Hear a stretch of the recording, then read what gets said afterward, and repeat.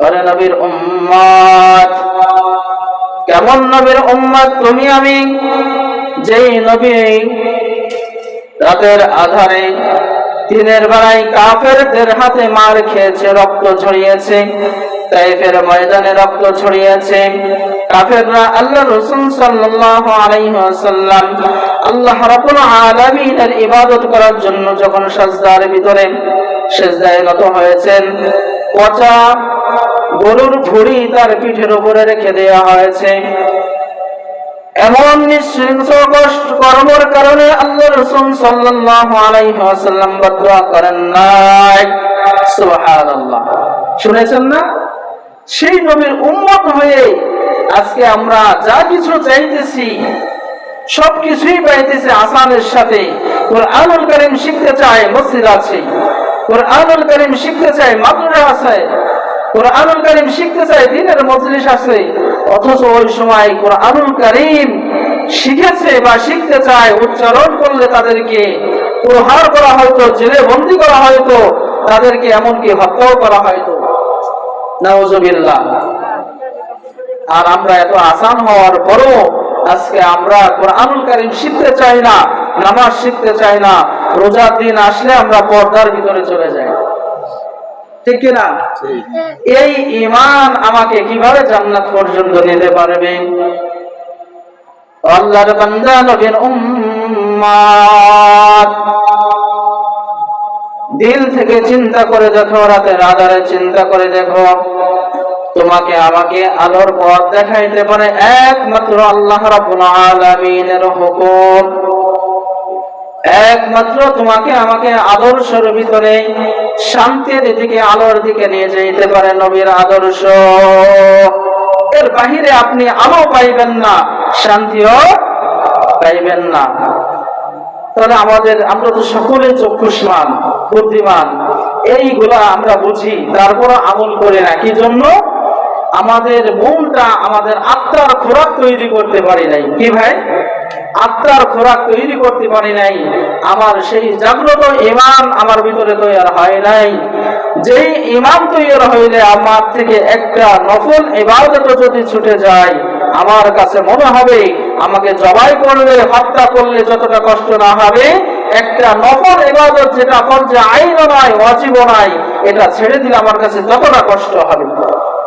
যখন এই পর্যায়ে আমার ঈমান এবং আমল চলে আসবে, তখন আল্লাহ রাব্বুল আলামিন ঘোষণা করেন, ওয়া হুয়াল মুমিন।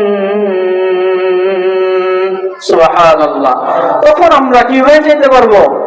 মুমিন হয়ে যেতে পারবো। শুধু মুসলমান হয়ে আল্লাহ মাফ করুক, অনেকে বলে রোজা রাখতেছি না, সমস্যা কি? জাহান্নামে তো দিবি। একটু আগে কি বললাম? দুনিয়ার আগুন, এই আগুনটাকে কি করবে? 70,000-এ পরিণত করে দিবে। দুনিয়ার আগুন যদি একটু লেগে যায়, কি করি? চিৎকার করে দেই।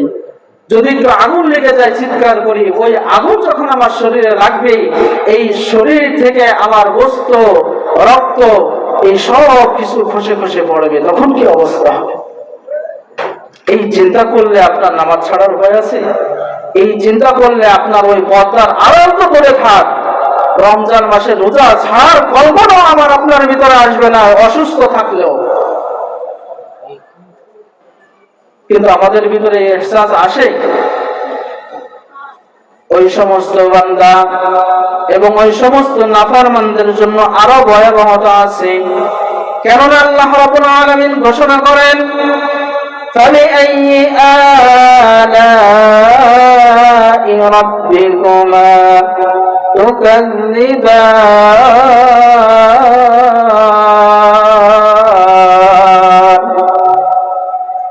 তোমাদেরকে, এই জিন এবং মানব জাতিকে আমি আল্লাহ রাব্বুল আলামিন যে নিয়ামত দিয়েছি, তোমাদেরকে যে বৈশিষ্ট্য দিয়েছি, বিশেষত্ব দিয়েছি, কোন নিয়ামতের শুকরিয়া আদায় করা ছাড়া না শুকরিয়া আদায় করবা সুযোগ আছে? সুযোগ নাই। এখন আপনি চিন্তা করে দেখেন, আপনি রোজা রাখার জন্য নিয়ত করতেছেন না, অথচ যে ব্যক্তি অসুস্থ আছে সে আল্লাহর কাছে ফরিয়াদ করতেছে, আয় আল্লাহ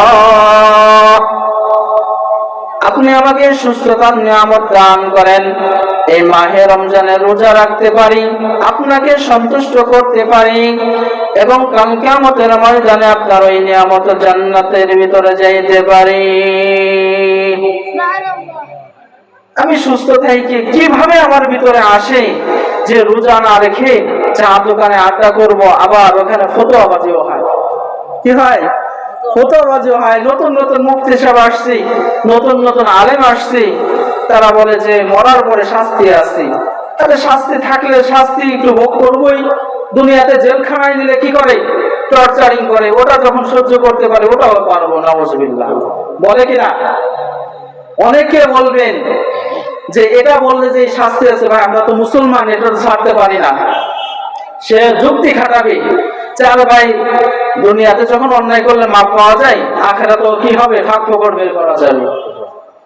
এত সস্তা না। এর রাসূল সাল্লাল্লাহু আলাইহি ওয়াসাল্লামের উম্মত, এত সহজ ভাবে নেওয়ার জন্য যদি তোমার হয় যে মায়ার নবী জীবনে একটা গুণ ছিল না, একটা ত্রুটি ছিল না, ভুল ছিল না, সেই নবী সারা রাত জাগ্রত হয়ে আল্লাহ রাব্বুল আলামিনের সামনে সিজদা দিয়েছেন, ঠিক কিনা? সেই নবীর উম্মত হয়ে আপনার ঘুমানোর সুযোগ আছে? সাওম ছাড়ার সুযোগ নাই, ইবাদত ছাড়ার কোনো সুযোগ নাই। ভাইরা আমার,